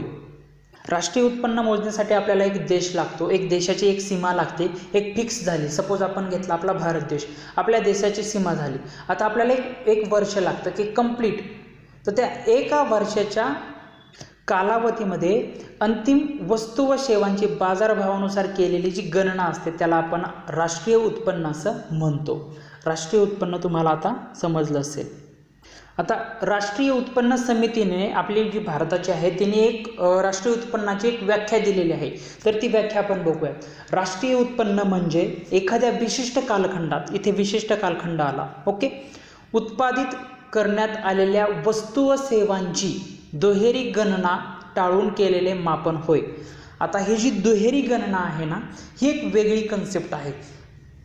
आता इथे तुम्हाला ही डेफिनेशन समजण्यासाठी मी अगदी थोडक्यात सांगतो. एक लक्षात घ्या, इथे थोडक्यात फॉर एक्झाम्पल देतोय म्हणजे ते फक्त ते तसंच असेल असं नाही, त्या कन्सेप्ट खूप वेगळ्या असतात, परंतु फक्त तुम्हाला समजण्यासाठी.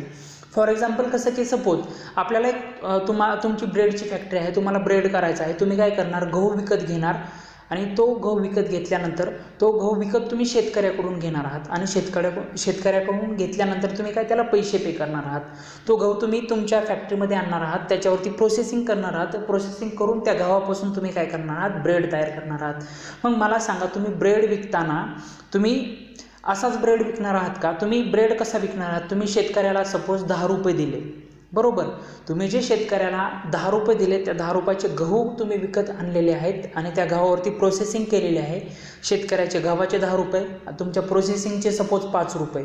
तुम्ही काय करणार, 10 + 5 लावणार आणि तुम्ही तुमच्या ब्रेडची किंमत 15 रुपये ठेवणार.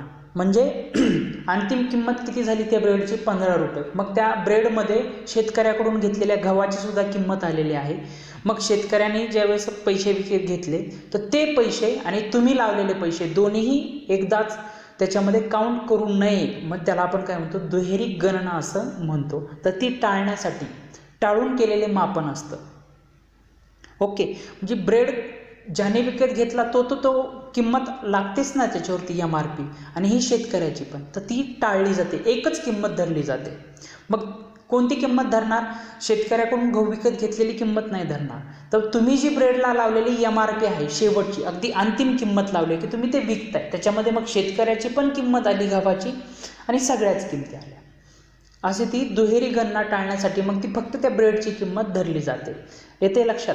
ही आहे आपली राष्ट्रीय उत्पन्न समितीने दिलेली व्याख्या.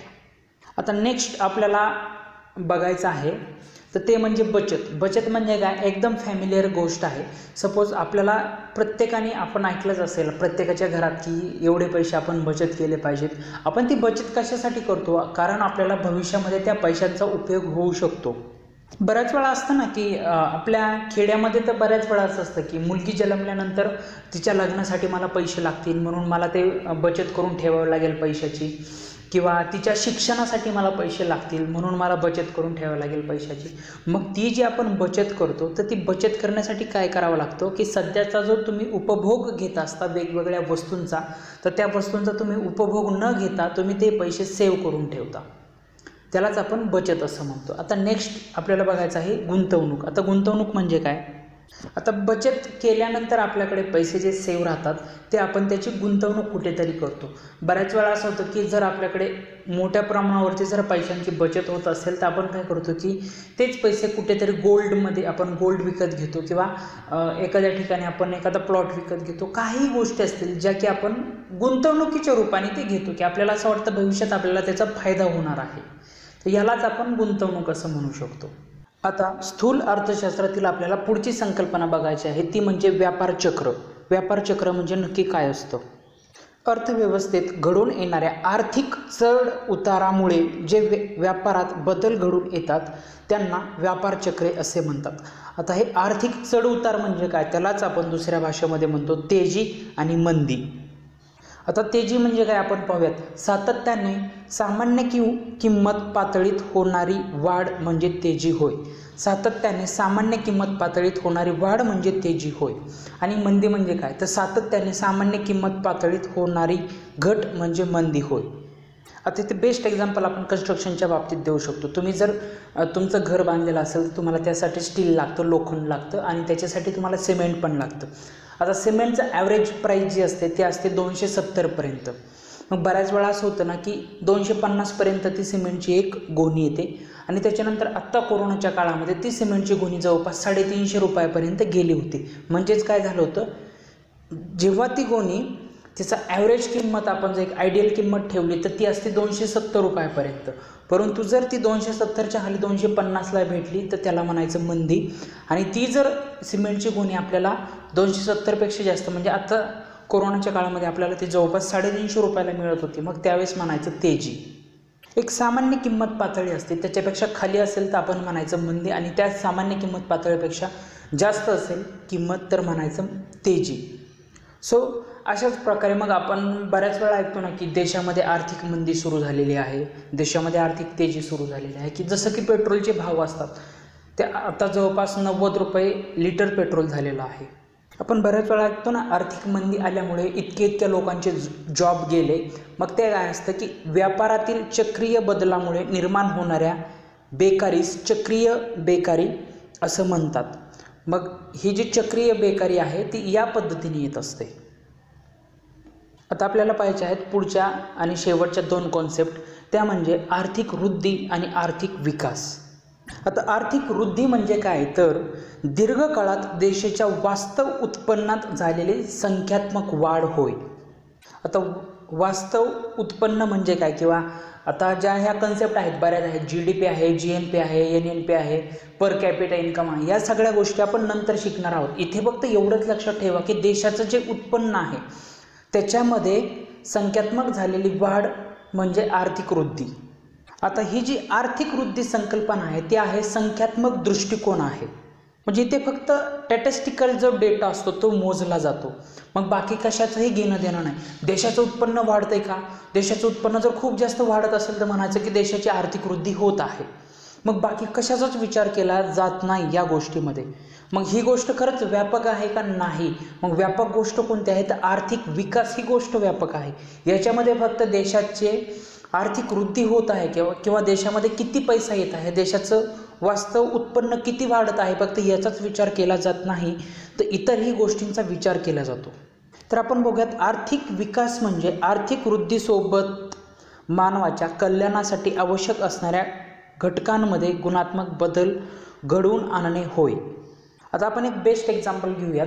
तुमचे 2 मित्र आहेत, त्यातला एका मित्राचं म्हणणं असं आहे, मला फक्त पैसा कमवायचा आहे, मला फक्त आणि फक्त पैसा कमवायचा आहे, दुसऱ्या कशाच गोष्टीचा आपल्याला विचार नाही करायचा. आणि त्या तुमच्या मित्रांनी खूप सारे पैसे कमवायला देखील सुरुवात केली, परंतु मग बाकीच्या ज्या गोष्टी आहेत त्या गोष्टींकडे तो अजिबात लक्ष देत नाही. आणि तुमचा जो दुसरा मित्र आहे तर त्याचं म्हणणं असं आहे की मला पैसाही कमवायचा आहे, त्याचबरोबर मला माझ्या शिक्षणाकडे लक्ष द्यायचं आहे, त्याचबरोबर मला माझ्या आरोग्याकडे देखील लक्ष द्यायचं आहे. म्हणजेच याचा अर्थ असा होतो की जो तुमचा मित्र म्हणतोय की मला फक्त पैसा कमवायचा आहे, त्याचा अर्थ असा होतो की त्याला फक्त आर्थिक वृद्धी करायची आहे, त्याचं जे मोजमाप आहे ते आर्थिक वृद्धीमध्ये बसतं. आणि जो म्हणतो की मला पैसा कमवण्यासोबतच मला शिक्षण आणि आरोग्याकडेही लक्ष द्यायचं आहे, त्यांचंही राहणीमान मला उंचवायचं आहे, त्यांनाही एका योग्य पातळीवरती नेऊन ठेवायचं आहे, तो म्हणजे झाला त्याचा आर्थिक विकास. आर्थिक वृद्धी जी असते ना, त्याच्यामध्ये राष्ट्रीय उत्पन्न आणि दरडोई उत्पन्न मोजलं जातं. कोणत्या गोष्टी केल्या जातात? आयोग याच्यावरती प्रश्न विचारेल डायरेक्ट की आर्थिक वृद्धीमध्ये काय मोजलं जातं, किंवा असा तर प्रश्न नाही विचारणार 1 लाईन, परंतु एक 2 लाईन देतील त्याच्यामध्ये की आर्थिक वृद्धीमध्ये राष्ट्रीय उत्पन्न आणि दरडोई उत्पन्न मोजले जाते. चूक आहे की बरोबर आहे असे 2-3 सेंटेन्स देतील. तर मग ते आर्थिक वृद्धीमध्ये लक्षात ठेवा, राष्ट्रीय उत्पन्न आणि दरडोई उत्पन्न मोजले जाते. मला एक सांगा, राष्ट्रीय उत्पन्न खूप जास्त असणे म्हणजे त्या देशातले सगळेच घटक एकदम धनसंपन्न आहेत असं होतं का हो? कधीच नाही होत. आता लक्षात घ्या, राष्ट्रीय इन्कम जरी जास्त असला तरी असं होऊ शकतं की कृषी जो घटक आहे, कृषी उत्पादकता जो घटक आहे, त्या कृषी म्हणजे त्या देशातील ते शेतकरी जे आहेत ते तितके धनवान असू शकत नाहीत. म्हणून काय केलं जातं, प्रत्येक फॅक्टर चेक करणं गरजेचं असतं. तीच गोष्ट केली जाते आर्थिक विकासामध्ये. मग आर्थिक विकासामध्ये आर्थिक विकास जर मोजायचा असेल तर कृषी उत्पादकता, औद्योगिक उत्पादकता, जीवनमान दर्जा इत्यादी गोष्टी त्या देशातल्या मोजल्या जातात. म्हणजे प्रत्येक फॅक्टर म्हणजे वेगवेगळे घटक त्याला पॉईंट्स दिले जातात, मगच कळतं की आपल्याला या देशात आर्थिक विकास किती झाला आहे. म्हणून आपण आर्थिक विकासाला सर्वसमावेशक संकल्पना असं म्हणतो आणि म्हणूनच तिला आपण व्यापक आणि गुणात्मक संकल्पना म्हणतो. आर्थिक विकास समजलं तुम्हाला. आणि याच्या अगदी विरुद्ध आहे आर्थिक वृद्धी. आता हे आर्थिक वृद्धी आणि आर्थिक विकास व्यवस्थितपणे आपल्याला समजलं असेल. हा आपल्या अशा प्रकारे अर्थशास्त्रातील या सर्व ज्या आहेत त्या मूलभूत संकल्पना होत्या, त्या व्यवस्थितपणे तुम्ही पुन्हा एकदा व्हिडिओ बघा जर तुम्ही व्यवस्थित बघितलं. इकॉनॉमिक्समधली पुढची आणि महत्त्वाची संकल्पना आपण पाहणार आहोत, पैसा. तर क्राउथर यांच्या मते ज्ञानाच्या प्रत्येक शाखेत काही मूलभूत संशोधने असतात. अगदी माणूस जेव्हा भटकंतीच्या स्वरूपामध्ये राहत होता, तो इतरत्र भटकत होता, त्याच्यानंतर तो गुहेमध्ये राहू लागला आणि माणसाने सगळ्यात पहिला शोध जर कोणता लावला असेल तर तो अग्नीचा शोध लावला. त्याच्यानंतर महत्त्वाचा शोध कोणता लागला तर चाकाचा शोध. आणि अगदी तसाच महत्त्वपूर्ण शोध माणसाला लागला आणि माणसाने शोधून काढला, तो म्हणजे पैसा. आणि आपण आज याच पैशाबद्दल बोलणार आहोत की पैसा म्हणजे नक्की काय आहे. आणि हा शोध जो आहे तो मानवाच्या आर्थिक आयुष्यातील क्रांतिकारी बदल आपल्याला असं म्हणता येईल. आता आपण डायरेक्टली पैशाची व्याख्या पाहणार आहोत आणि पैशाची व्याख्या बघितल्यानंतर आपण पैशाचा इतिहास बघणार आहोत की पैसा अगदी जुन्या काळापासून ते आत्तापर्यंतचा 2020 सालापर्यंतची पैशाची होत गेलेली उत्क्रांती ती आपण बघणार आहोत. सगळ्यात पहिला आपण बघूयात पैशाची व्याख्या. प्राध्यापक क्राउथर असं म्हणतात की जी वस्तू विनिमय माध्यम म्हणून सर्वसाधारणपणे स्वीकार्य असते आणि त्याचबरोबर जी वस्तू मूल्यमापनाचे व मूल्य संचयनाचे कार्य करते अशी कोणतीही वस्तू म्हणजे पैसा. विनिमय माध्यम म्हणजे काय? विनिमय म्हणजे आपण पाहिलं व्याख्यांमध्ये की विनिमय म्हणजे देवाणघेवाण करणे. एखाद्या वस्तूचं मूल्यमापन करणे आणि एखाद्या वस्तूमधलं मूल्य संचयन जे आहे, ही 2 कार्य करणाऱ्या कोणत्याही वस्तूला मग आपण पैसा म्हणू शकतो. आणि त्याच्यानंतर प्राध्यापक वॉकर काय म्हणतात, जो पैशाची कार्य करतो तो पैसा होय. आता हा जो पैसा आहे तो अस्तित्वात येण्याचं कारण जे आहे ते उत्क्रांती आहे, क्रांती नव्हे. क्रांती आणि उत्क्रांतीमध्ये खूप महत्त्वाचा फरक आहे. उत्क्रांती म्हणजे हळूहळू आणि सातत्याने होत गेलेला बदल, त्याला आपण उत्क्रांती असं म्हणतो. आणि क्रांती म्हणजे अचानकपणे घडून आलेला बदल असतो, त्याला आपण क्रांती असं म्हणतो. आता ते आपल्या लक्षात येणारच ज्यावेळेस आपण आता पैशाचा इतिहास बघणार आहोत, त्यावेळेस आपल्या लक्षात येणार की पैशामध्ये हळूहळू आणि सातत्याने बदल कसे होत गेले, म्हणून त्याला मग उत्क्रांती म्हटलं जातं. आता पैशाच्या इतिहासाला आपण सुरुवात करूया. त्यातली पहिली टर्म आपल्याला बघायची आहे ती म्हणजे वस्तू विनिमय. तुम्हाला एक इमेज दिसत आहे. आता आपण वस्तू विनिमय याची व्याख्या बघूयात. वस्तूच्या बदल्यात वस्तू देणे किंवा घेणे म्हणजे वस्तू विनिमय होय. आता तुम्हाला जो इमेज दिसतोय त्याच्यामध्ये देखील तेच आहे की एका व्यक्तीकडे मासे आहेत आणि एक व्यक्ती जो आहे तो शेतकरी आहे. कदाचित त्याचं जे गाठोडं असेल त्याच्यामध्ये धान्य असेल, मग तो धान्याच्या बदल्यात त्याच्याकडून मासे घेत आहे, म्हणजे एक वस्तू देत आहे आणि त्याच्या बदल्यात दुसरी वस्तू घेत आहे. त्यालाच आपण म्हणायचं वस्तू विनिमय. आणि हे प्राचीन काळामध्ये असंच होतं. प्राचीन काळामध्ये पैसे म्हणजेच हे, एखादी वस्तू लागत असेल तर त्या वस्तूच्या बदल्यात दुसरी वस्तू आपण त्या व्यक्तीला द्यायची आणि त्याच्याकडून ती वस्तू घ्यायची. ही वस्तू विनिमय होतं. हे वस्तू विनिमय आज अस्तित्वात का नाही? कारण त्या वस्तू विनिमयामध्ये नक्कीच काहीतरी अडचणी असतील, म्हणून ते आज अस्तित्वात नाही. त्याच्याऐवजी दुसऱ्या गोष्टी अस्तित्वात आल्या. तर मग आपल्याला पाहायचं आहे की वस्तू विनिमयातील अडचणी.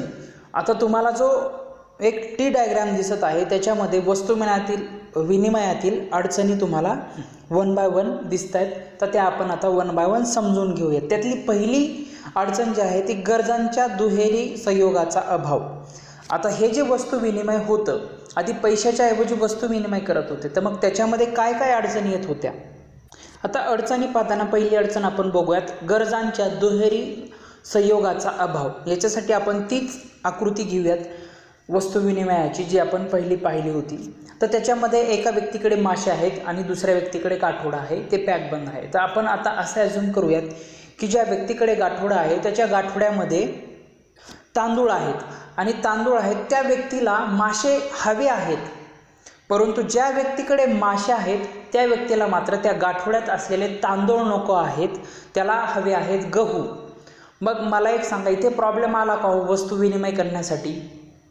इथे असं होत आहे की तुमच्याकडे मासे आहेत, तुम्हाला समोरच्या व्यक्तीला द्यायचे आहेत ते, परंतु समोरच्या व्यक्तीकडून तुम्हाला गहू घ्यायचे आहेत, परंतु त्या समोरच्या व्यक्तीकडे गहू नाहीत तर तांदूळ आहेत. मग इथे प्रॉब्लेम येतो वस्तूंची देवाणघेवाण करताना. हेच आहे गरजांच्या दुहेरी संयोगाचा अभाव. आता दुसरा पॉईंट आहे मूल्याच्या सामायिक मापदंडाचा अभाव. आता याच्यामध्ये काय येतं की सपोज तुमच्याकडे 2 लिटर दूध आहे आणि समोरच्या व्यक्तीकडे 2 किलो तांदूळ आहे. तर मला सांगा 2 लिटर दुधाचं जी तुलना आहे ती 2 किलो तांदळासोबत आपल्याला करता येऊ शकत नाही. पुढचं आहे वस्तूंचा साठा करण्यातील अडचण. आता मला सांगा, या ज्या वस्तू आहेत त्यामध्ये दूध, अंडी, मासे आणि भाजीपाला इत्यादी वस्तू आहेत. हा जो मासेवाला आहे याच्याकडे जे मासे आहेत तो किती दिवस तो तसेच सेव्ह करून ठेवणार आहे? काही दिवसांनी ते सडून जाणार आहेत. अंड्याचं पण तसंच होणार आहे आणि दुधाचं तर 2 ते 3 दिवस, 2च दिवस दूध टिकू शकतं.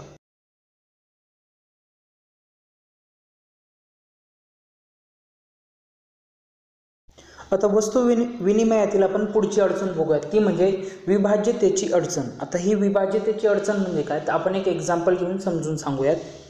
आता इथे आपण 2 व्यक्तीचं उदाहरण घेऊयात. अ या व्यक्तीला एक शेळी हवी आहे आणि त्याच्याकडे काय आहे, गव्हाचं पोतं आहे. मग तो गव्हाचं पोतं देऊन तो काय करणार आहे, शेळी घेणार आहे ब या व्यक्तीकडून. आणि ब या व्यक्तीकडे शेळी आहे. आता इथे मुद्दा असा येतोय की ब या व्यक्तीला गव्हाचं पोतं हवं आहे, परंतु त्याला पूर्ण पोतं नको आहे, त्याला गव्हाचं अर्धच पोतं हवं आहे. मग इथे प्रॉब्लेम निर्माण झाला की नाही? इथे पोतं अर्ध करता येऊ शकतं, परंतु जी शेळी आहे त्या शेळीला आपण अर्धी करू शकतो का? नाही करू शकत. म्हणून हे आपण याला विभाज्यतेची अडचण असं म्हणू शकतो. आता पुढची एक अडचण जी आहे ती विलंबित देण्यातील अडचण. आता विलंबित देणी कशाला म्हणायचं, तर विलंबित देणी म्हणजे भविष्यातील जे देणी असतात आणि आपण ज्याला म्हणतो की कर्जाची जी परतफेड असते त्याला आपण विलंबित देणी असं म्हणू शकतो. हा पैशाचा प्राचीन काळातील इतिहास आहे, जेव्हा पैसा अजिबात उपलब्ध झालेला नव्हता. म्हणून मग काय करायचे की वस्तूची देवाणघेवाण करायचे, वस्तू विनिमयातूनच एकमेकांच्या गरजा भागवल्या जायच्या. आता आपल्याला पाहायचं आहे पैशाचे प्रकार, वेगवेगळे प्रकार. आता या वस्तू विनिमयामध्ये पैसा उपलब्ध नव्हता, याचा अर्थ असा नाही की जी वस्तू ते देवाणघेवाण करत होते तिला पैशाचं स्वरूप प्राप्त झालेलं नव्हतं, असं होऊ शकत नाही. कारण तिला पैशाचं स्वरूप प्राप्त झालेलं होतं. एकमेकांची ते देवाणघेवाण करत होते आणि त्या स्वरूपातच ते त्यांच्या गरजा भागवत होते. आता पैशाचा प्रकार बघताना तुम्हाला हा जो ग्राफ दिसतोय, हा जो मनोरा दिसतोय, त्याच्यामध्ये आपण पाहणार आहोत 8 वेगवेगळे प्रकार पैशाचे. त्याच्यामध्ये मग पहिला प्रकार आहे जो पशु पैसा, त्याच्यानंतर वस्तू पैसा.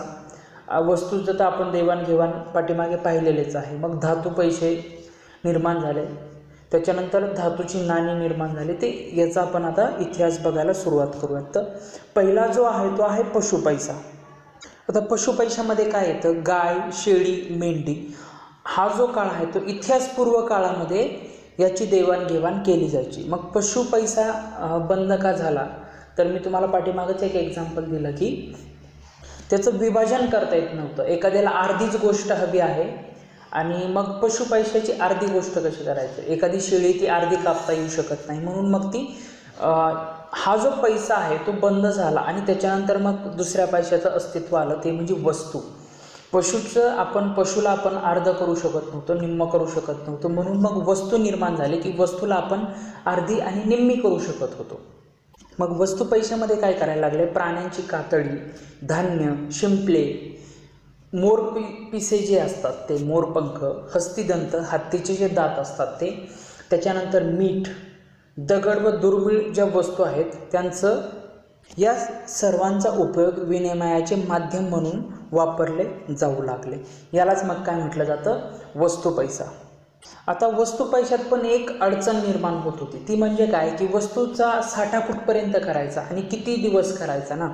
त्याच्यामुळे मग मानवाच्या लक्षात असं आलं की वस्तू पैसा देखील आपल्याला वापरणं अडचणीची गोष्ट आहे. म्हणून मग मानवाने काय केलं की पुढची जी निर्मिती झाली पैशाची ती म्हणजे धातू पैसा. आता धातू पैशामध्ये काय येतात, सोने, चांदी, तांबे, ॲल्युमिनियम आणि निकेल. मग हा धातू पैसा ज्यावेळेस मानव वापरायला लागला त्यावेळेस त्याच्या एक गोष्ट लक्षात आली की सोन्याचा एखादा जो तुकडा आहे धातू, तर जेवढा तुकडा सोन्याचा तो यूज करतो तितकीच त्याची व्हॅल्यू आहे का, किंवा मग ते जे वेगवेगळे धातू वापरत होते आणि त्याचे जे ते तुकडे वापरत होते त्याच्यामध्ये असमानता होती. कारण त्यांच्याकडे एक साचा तर नव्हता, मग काही तुकडे लहान असायचे, काही तुकडे मोठे असायचे, हे त्यांच्या लक्षात आलं. मग सुरुवातीला ते जे धातूचे तुकडे वापरत होते त्यावेळेस मग त्यांनी काय केलं की पुढचा एक शोध लावला, तो म्हणजे धातूंच्या नाण्यांचा शोध. मग पूर्वीच्या काळी जी राजे होते तर हे राजे धातूचे नाणे बनवू लागले. प्राचीन भारताचा इतिहास ज्यावेळेस आपण राजे रजवाड्यांचा इतिहास बघतो त्यावेळेस पण आपल्याला वेगवेगळ्या नाण्यांचा अभ्यास करायला मिळतो. हे तेच धातूचे नाणे आहेत.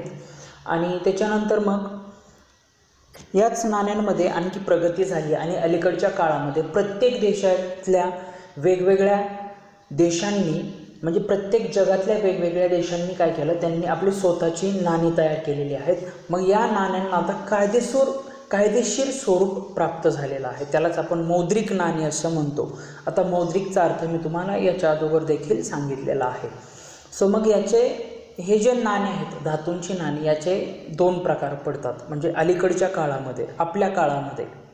आता ते 2 प्रकार आहेत, प्रमाणित किंवा प्रधान नाणी आणि त्याच्यानंतर गौण नाणी किंवा लाक्षणिक नाणी. आता हे जे प्रमाणित किंवा प्रधान नाणी जे आहेत याचा अर्थ आपण समजून घेऊयात. प्रमाणित नाणी म्हणजे ज्यांचे दर्शनी मूल्य व आंतरिक मूल्य सारखेच असते. आता डेफिनेशन समजून घेऊयात. जसं की सोने चांदीची जे नाणी आहेत, म्हणजे ज्या आकाराचं तो नाणं असायचं त्याच आकाराची किंमत त्या सोन्याची असायची, याला म्हणायचं दर्शनी मूल्य आणि आंतरिक मूल्य सारखंच असतं. म्हणजे जितक्या वजनाचं ते सोन्याचं नाणं असेल किंवा चांदीचं नाणं असेल तितक्याच वजनाची जी किंमत त्या सोन्याला असेल तत्कालीन त्याच किमतीचं ते नाणं असायचं. समजलं? ओके. आणि हे नाणं कधी यूज केलं जायचं तर ब्रिटिश कालखंडामध्ये हे नाणं वापरलं जायचं, परंतु आता हे नाणं वापरलं जात नाही कुठेच. प्रधान नाणी आणि प्रमाणित नाणी याला म्हणतात. आणि गौण नाणी किंवा लाक्षणिक नाणी आता या कालखंडामध्ये वापरले जातात। मग त्याची डेफिनेशन काय आहे? आता गौण नाणी आणि लाक्षणिक नाणी या काळामध्येच का वापरली जातात त्याचंही एक्सप्लेनेशन मी तुम्हाला सांगतो। आता याची डेफिनेशन बघूयात। गौण नाणी म्हणजे दर्शनी मूल्य हे आंतरिक मूल्यापेक्षा जास्त असते। आता आपण जे आधीचं नाणं बघितलं त्याच्यामध्ये काय बघितलं होतं की दर्शनी मूल्य आणि आंतरिक मूल्य दोन्हीही सारखेच असतात, परंतु गौण नाण्यामध्ये दर्शनी मूल्य हे आंतरिक मूल्यापेक्षा जास्त असते। म्हणजे आता हे नाणे कोणते असतात जे आपण रोजच्या जीवनामध्ये आपला वापर असतो त्यांचा, ॲल्युमिनियम आणि निकेलचे हे नाणी असतात। तुमच्याकडे येतही असेल 1 रुपया 2 रुपयाची जी नाणी असतात, 5 रुपये, तर हे ॲल्युमिनियम आणि निकेलचे असतात। त्यांच्यामध्ये आता तुमच्या हातामध्ये तुम्ही एक रुपयाचं नाणं घ्या किंवा 2 रुपयाचं घ्या किंवा 5 रुपयाचं घ्या, त्याची जी 1 रुपयाची जी किंमत आहे तर त्याच्यामध्ये जे ॲल्युमिनियम वापरलेलं आहे ते 1 रुपयाच्या किमतीचं नसतं, म्हणून मग असं म्हटलं जातं की त्याची दर्शनी मूल्य हे आंतरिक मूल्यापेक्षा जास्त आहे। आणि मला एक सांगा, सपोज असं असतं तर 2 रुपये किंवा 5 रुपयाचं नाणं आहे आणि ते निकेलचं नाणं आहे, तर 5 रुपयापेक्षा त्या निकेलच्या नाण्याची किंमत जर 6 रुपये असते, त्याच्यात वापरलेल्या निकेल जर 6 रुपये इतकं असतं, तर मग लोकांनी काय केलं असतं माहिती आहे का की 5 रुपये असे गोळा केले असते, सगळे गोळा केले असते आणि त्याच्या वजनावरती जर ते विकलं तर ते 6 रुपयाला जर गेलं असतं, तर लोकांनी काय केलं असतं ते निकेल वजनावरती विकलं असतं, पैसे म्हणून विकलं नसतं आणि त्याचा 1-1 रुपया त्यांना नफा मिळाला असता। येते लक्षात? सो अशा पद्धतीने त्याच्यामुळं हे जे दैनंदिन जीवनातले आपले नाणी आहेत ना वापरायचे, गौण नाणी आणि त्याला लाक्षणिक नाणी आपण म्हणतो, त्यांची दर्शनी मूल्य हे जास्त असतं आंतरिक मूल्यांपेक्षा। त्याचं कारण ते आहे की त्याचा गैरवापर कधी होऊ नये। आता आपल्या भारतामध्ये ही जी सर्व नाणी आहेत ते आणि 1 रुपयाची नोट आहे ही भारत सरकारकडून चलनात आणली जातात। पुन्हा एकदा सांगतोय, हे जे सगळे नोटा आहेत ना, सगळ्या नोटा ज्या आहेत त्या भारत सरकारला चलनात आणता येत नाहीत, फक्त 1 रुपयाची नोटच भारत सरकार चलनामध्ये आणतं आणि जी सर्व नाणी आहेत ते मात्र भारत सरकार चलनामध्ये आणतं। आता बाकी आपण पुढे बघणार आहोत कागदी पैसा, त्यावेळेस आपल्याला बघायचं आहे, तर आता लगेच बघणार आहोत आपण कागदी पैसा। तर मग कागदी पैसा अस्तित्वात येण्याचं कारण काय?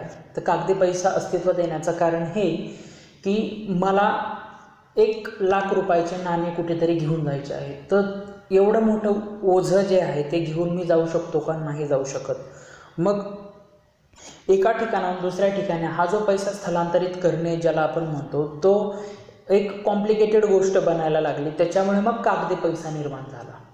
मग हा जो कागदी पैसा आहे तो धातूच्या पैशाला पर्याय म्हणून वापरला जातो। आता भारतात नोटा म्हणजेच कागदी चलन तयार करण्याचा जो एकाधिकार आहे तो मध्यवर्ती बँकेकडे आहे। ओके, सिंपल आहे। 1 रुपयाची नोट म्हटलं की भारत सरकार आणि 1 रुपयाची नोट सोडून इतर सर्व नोटा म्हटलं की मध्यवर्ती बँक आणि सर्व नाणे म्हटलं की भारत सरकार, हे चलन निर्मितीचे अधिकार आहेत। आता मध्यवर्ती बँक म्हणजे काय? तर आपली जी आहे रिझर्व्ह बँक ऑफ इंडिया ही आपली मध्यवर्ती बँक आहे। आता पुढची कन्सेप्ट आपल्याला बघायची आहे पत पैसा किंवा बँक पैसा। आता याच्याबद्दल जास्त सांगण्यासारखं काही नाही आहे। पत पैसा म्हणजे काय असतं की आपण एखाद्या बँकेमध्ये जो पैसा ठेवतो त्यालाच आपण पत पैसा किंवा बँक पैसा म्हणू शकतो, इतकं ते सिंपल आहे। त्यानंतर दैनंदिन जीवनामध्ये आपण दररोज ज्याचा वापर करतो तो आहे प्लॅस्टिक पैसा। प्लॅस्टिक पैसा म्हणजे आपण डेबिट किंवा क्रेडिट कार्ड जो आहे तो, तुमच्याकडे जे डेबिट कार्ड असतं, क्रेडिट कार्ड असतं, त्यालाच आता पैशाचं स्वरूप प्राप्त झालेलं आहे। आणि त्यानंतर शेवटचा आणि आत्ता अत्याधुनिक प्रकार जो आहे आत्ता करंटचा, त्याला म्हणायचा इलेक्ट्रॉनिक पैसा। आणि त्याचं बेस्ट एक्झाम्पल आहे आपण जे ॲप वगैरे वापरतो की भीम ॲप आहे, फोनपे आहे, सो हे सगळं आहे इलेक्ट्रॉनिक पैशामध्ये आता ते येतं। पैशाला वेगवेगळे नावं देखील असतात, लक्षात घ्या। जर तुमचा पैसा भारतात तुम्ही कमवत असाल तर त्याला आपण रुपया म्हणतो। जर तोच पैसा तुम्ही USA कमवत असाल, जर तुमचा USA जॉब असेल तर तुम्हाला पैशाचं स्वरूप डॉलरमध्ये प्राप्त होतं। युनायटेड किंगडममध्ये जर तुम्ही जॉब करत असाल तर तेच स्वरूप तुमचं पाऊंडमध्ये प्राप्त होतं, आणि तुम्ही जर जपानमध्ये असाल तर ते येनमध्ये तुम्हाला पैसा मिळतो.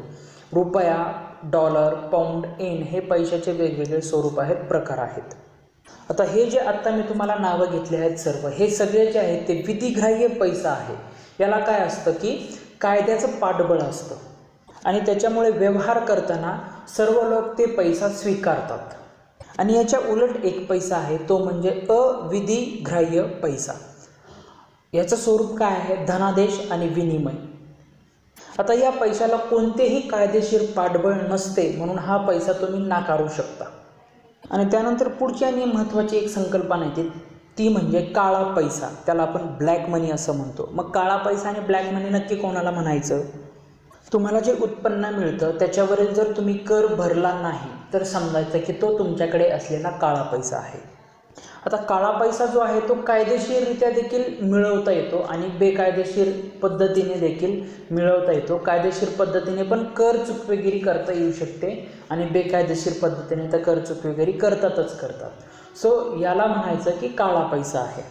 अशा प्रकारे ह्या इकॉनॉमिक्सच्या वेगवेगळ्या कन्सेप्ट होत्या. व्यवस्थितपणे एकदा तुम्ही वाचलं ना शांतपणे बसून, आणि हा व्हिडिओ पाहिला ना, व्हिडिओ जरी नक्की व्यवस्थित पाहिला ना तरी तुमच्या सगळ्या कन्सेप्ट क्लिअर होतील याची मला खात्री आहे. आणि व्यवस्थितपणे तुम्ही पुन्हा एकदा व्हिडिओ बघा, आणि व्हिडिओ बघितल्यानंतर पुन्हा एकदा तुम्ही त्याचं जर वाचन केलं तर तुमच्या सगळ्या कन्सेप्ट क्लिअर होऊन जातील. इथपर्यंत आपल्या ह्या कन्सेप्ट होत्या. बाकीचे व्हिडिओज देखील मी यूट्यूबच्या चॅनलवरती MPSC PDF वरती टाकत राहील. त्यावेळेस तुम्ही त्यावेळेस तुम्ही ते व्हिडिओज नक्की बघत राहा. जर तुम्हाला काही प्रॉब्लेम असेल तर तुम्ही नक्की कमेंट बॉक्समध्ये सांगत जा. So thank you so much guys, thank you so much for watching this video. If you have any kinds of doubt or query, you can directly message me on Facebook, Gmail and Telegram. See you soon in the next video. That's it for now.